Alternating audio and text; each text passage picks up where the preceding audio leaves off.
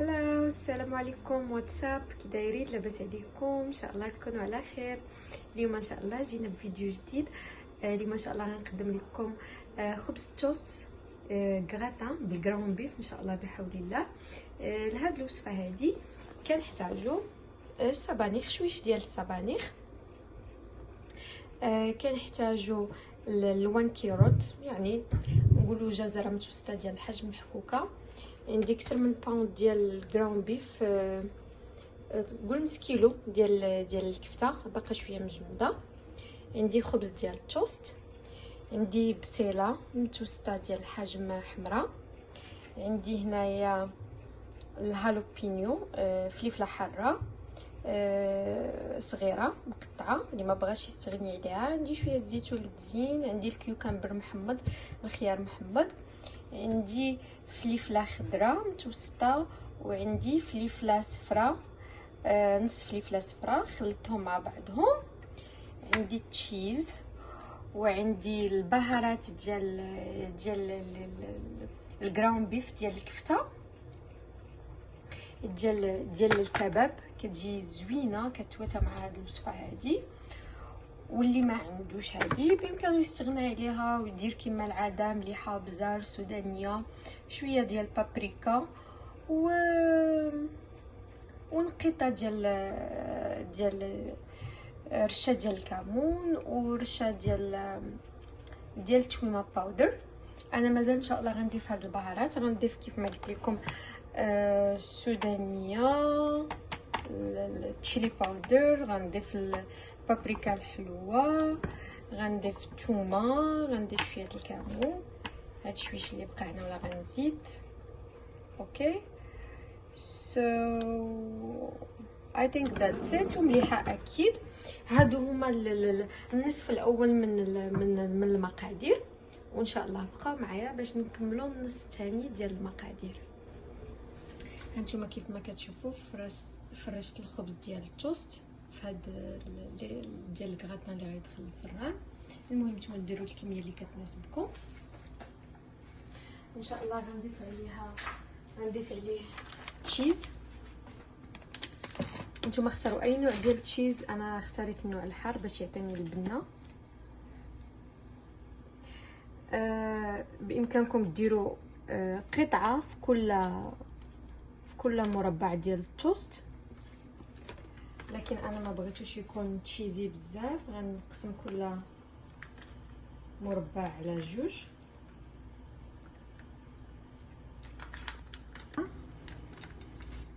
غنضيف قطع ديال السبانخ، انا درتها فريش. نتوما بامكانكم الا بغيتو طيبوها طيبوها، لكن حيت هو مازال غيدخل ان شاء الله الفرن فانا ما غنطيبهاش.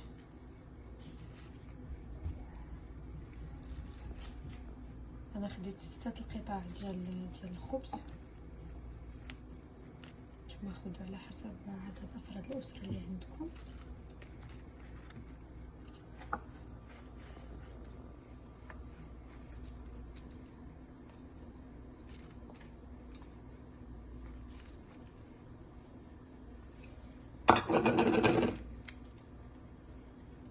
دابا غنضيف التشيز. بامكانكم ديروا كل مربع في قطعه ديال التوست، لكن انا غندير غير النص باش ما يكونش تشيزي بزاف. راه بدا كيتفرتت لي.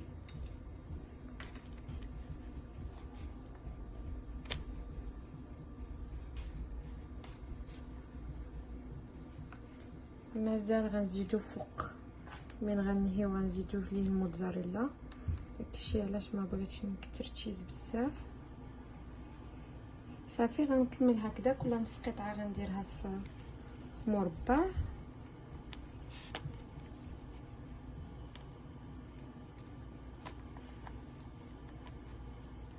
غنكملوا هاد القطع كاملين. صافي غناخذ هاد المقله، غنشعل هاد المقله.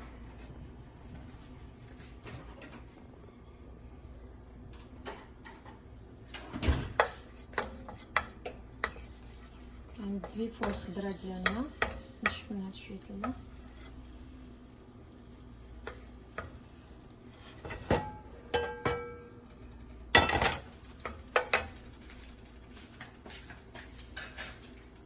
غنضيفو الخضيره،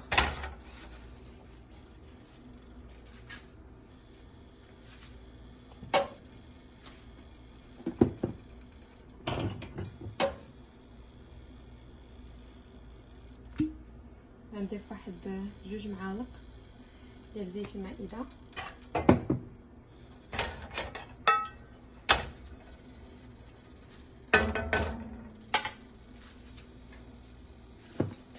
نضيف عليهم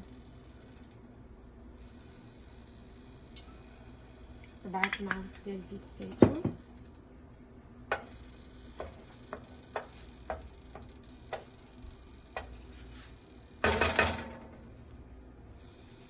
غنضيفو فلفله يعني بسيله متوسطه كيف ما قلت لكم ديال الحجم،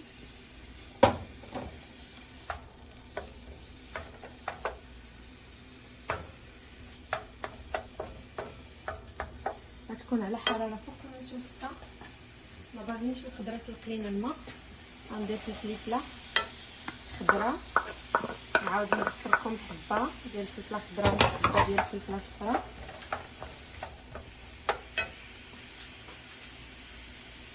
غنضيفو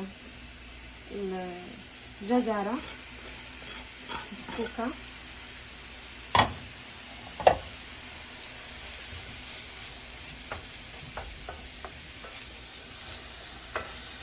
هاد المكونات ان شاء الله هي اللي غنلبس بها التوست ويدخل الفران.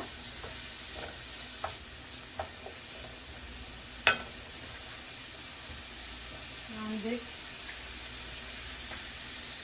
هاد الفلفله الحاره، كما بامكانكم تستغنيو عليها او تستغناو عليها الا بغيتو، لكن مع الخضره كتكون باسله كتواسى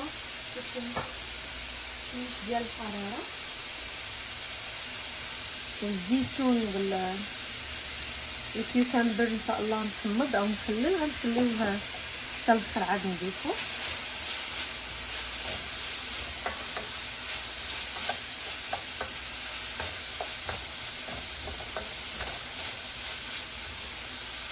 الخضره ما خصهاش تبقى محافظه على الفوائد واللون ديالها، دغيا دغيا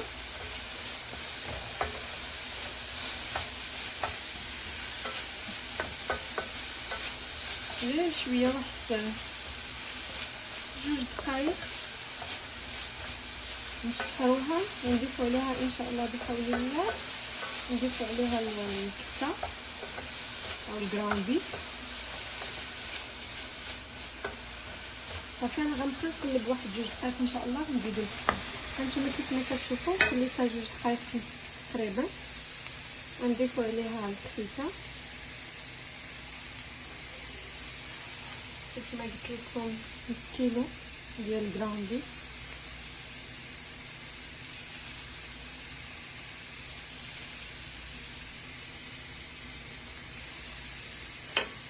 المهم عندكم ميزانكم، بغيتو ديروا قل بغيتو ديروها غير بالخضره بامكانكم ديروها غير بالخضره، بغيتو ديروها طيبوا الخضيره وتزيدوا التونه في الاخر زيدوها، ممكن ما كتبغيش الكبسه ديروها بالصدوره ديال الدجاج.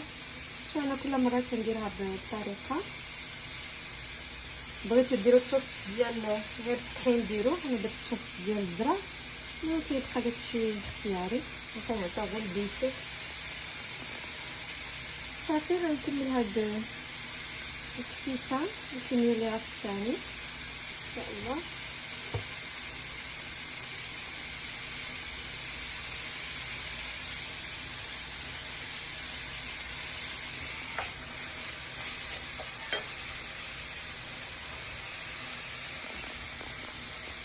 هادو الشيبات جاهزين مختلفين شويه،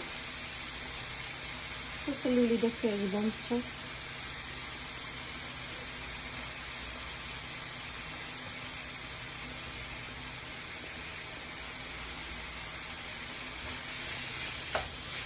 صافي غنديرو مثلا اثناء التتبيله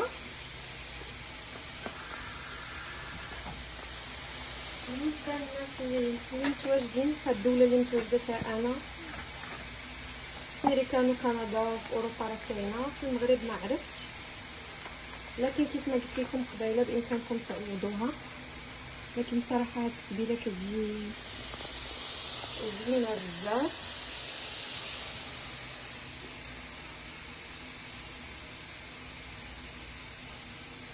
بامكانكم تكتفوا غير بهاد التتبيله، لكن انا شويه غنزيد كيف ما قلت لكم قبيله شويه من الحاجه.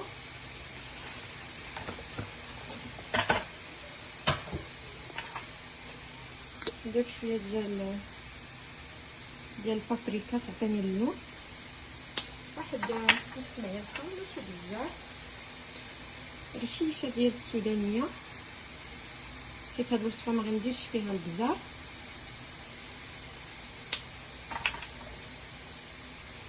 ندير معلقه ديال تومه باودر،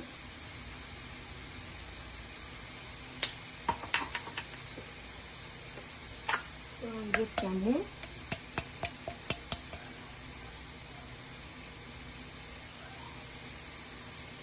واحد نص معلقه باش ما يمررش لكم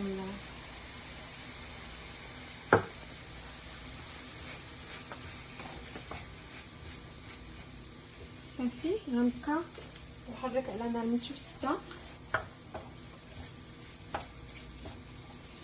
حتى ان شاء الله غير طيب الكفته ما تبقاش تطلق الماء والدم ديالها تنشف، تيبس لينا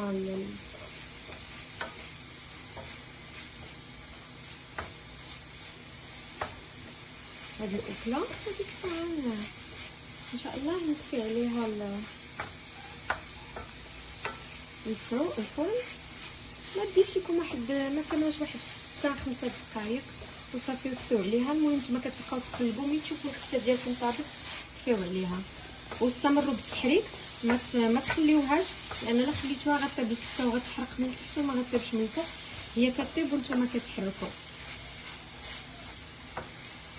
هانتوما كيف ما كتشوفوا درت فيها 5 دقائق حيت كنحرك فيها حتى طابت. هانتوما ما شاء الله التتبيله محافظه على اللون ديالها. اللي نسيت لكم المليحه، سقطها في الفيديو، درت رشه ديال المليحه، المهم المليحه على حسب الذوق. صافي دابا طفيت عليها، غنحيدها من فوق النار باش ما تزيدش تبان لي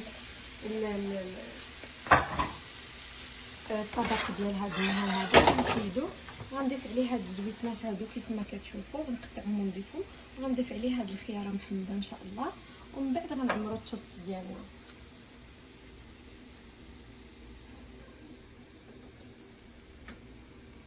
صافي غنقطع الزويتنات كاملين هكذايا ونكملوا مع بعض باقي المراحل. هانتوما كيف ما كتشوفوا من بعد ما ضفت لها الزويتينات والخيار مخلل، هادو هما التوست ديالنا ان شاء الله. دابا غنحاولوا نضيفوا هاد الدغيميره، نهزو هكذا بسبون تكون كبيره او مغرفه، نديروا الكميه تكون متوازنه متساويه باش حتى واحد ما يضيع. نحاولوا نقاددوا هاد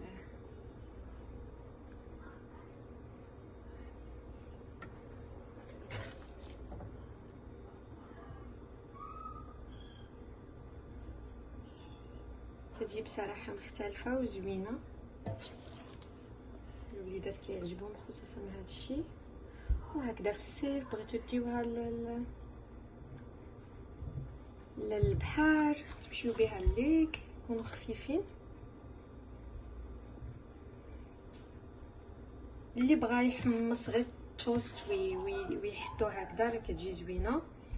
اللي بغى يخشي في الفران شويه يتحمص ويخرجو بدون ما يضيف هاد الاضافات اللي غنضيف انا، حتى هو راه كيجي زوين في كلا الاحوال، كيجي زوين.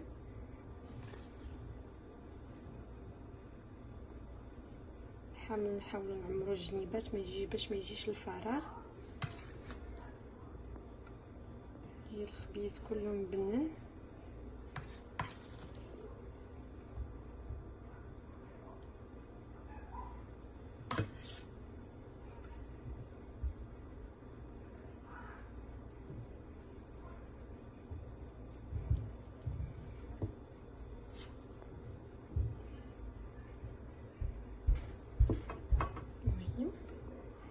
صافي دابا غنوضع الخبز ديال التوست. درت 6 من التحت،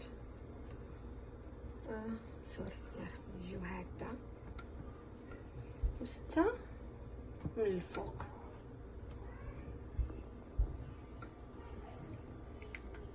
سوا غنكمل على هذا الشكل باش يجيو القطع متراصين. صافي اوكي، حاولوا نضغطوا شويش باش تشد لينا الفورمه ديال الكغاتان اللي غندخلوه للفران. اوكي عندي هنايا انا هاد هو الاضافه اللي غندير. عندي هنايا معلقه كبيره ديال التشيز محايد، ما مالح ما مسوس. اوكي هذا غنضيف الويب كريم. بامكانكم تستغناو على هذه المرحله الا بغيتو، دهنوا غير بشويه الزيت بلديه او زبيده وديروه مليحه وزبيده باش يبنان وتدخلوه، لكن بهذه الطريقه كيجي رائع بصراحه، مختلف.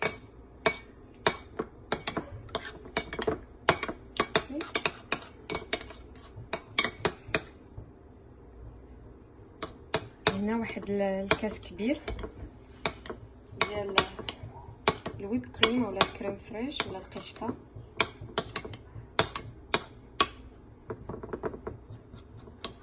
صافي انا غندير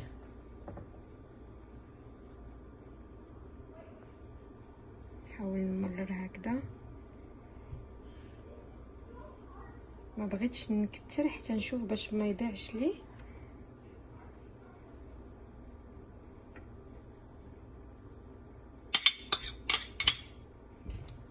الا ما كفانيش راني غنعاود نزيد الا كفاني.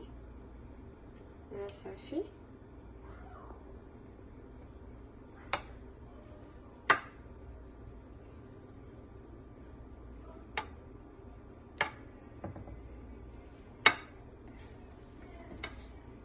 بحال اللي كنلبسو هاد الخبيز.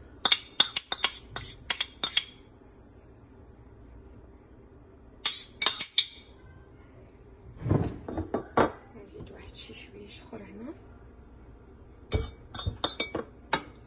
ونبقى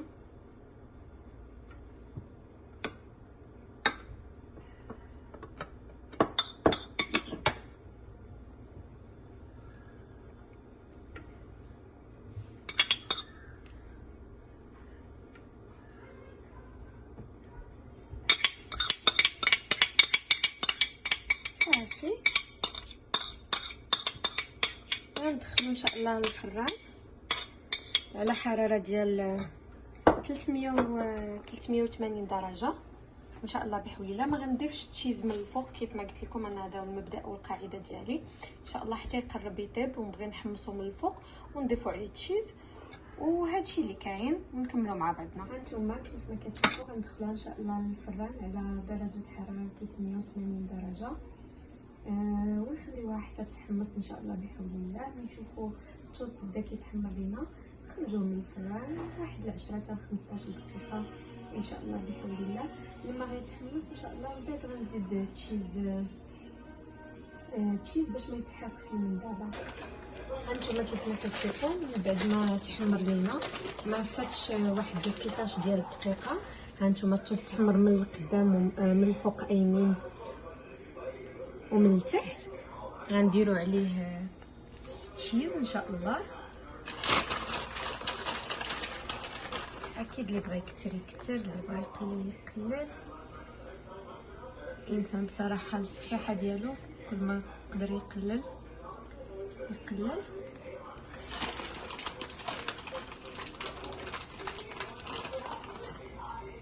صافي غندير تشيز بحال هكذا وصافي. غندخلو غير في ديك السخونيه ان شاء الله يذوب، وديك الساعه ان شاء الله نتلاقاو في الطبق النهائي ان شاء الله بحول الله. حضيو لما تجيو تدخلوا عندكم تخليوه يتحرق لكم او يتحرق لكم التشيز، راه غير في ديك السخونيه. انا راه طفيت اوريدي الفران، غير في ديك السخونيه ان شاء الله ان شاء الله غيذوب لي التشيز. هانتوما كما كتشوفوا هذا هو الطبق النهائي لليوم. انا ما كثرتش فيه بصراحه التشيز بزاف لاسباب صحيه. هو من المفروض كنغداوه بالتشيز، خصوصا الا كانوا جايين عندكم الناس والضياف وبغيتو ديروا لهم هذا الطبق، لكن هو بصراحه غير بهذا شويه ديال التشيز كيجي بنين وزوين ومقرمش. كنتمناو تجربوه خصوصا في هذا الفصل هذا، ديوه معكم للليكس للباركس للبحر، سو كيجي بنين وزوين بصراحه. نتمنىكم انكم تجربوه مره اخرى وتاكلوه بالصحه وبالهنا، ونتلاقاو ان شاء الله في فيديو جديد. يلا خليت لكم راحه والسلام عليكم.